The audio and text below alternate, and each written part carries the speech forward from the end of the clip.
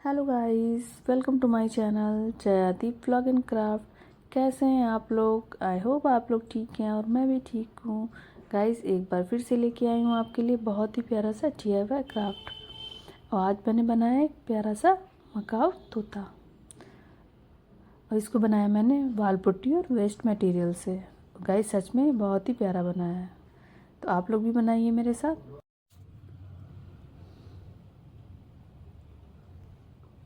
मैंने प्लास्टिक की डंडी ली है, आप चाहे कोई लकड़ी की या इसी शेप में कुछ और भी ले सकते हैं। और ये कार्डबोर्ड से इस शेप में कट कर लिया है और सिल्वर फॉइल लिया है। आप इसकी जगह पे कोई लकड़ी की डंडी हो या इसी तरीके का कोई कुछ हो वो ले सकते हैं। मेरे पास ये था तो मैंने इसको यूज़ किया है। तो सबसे पहले हम बेस तैयार कर लेंगे, फिर उसके बाद बनाना स्टार्ट करेंगे।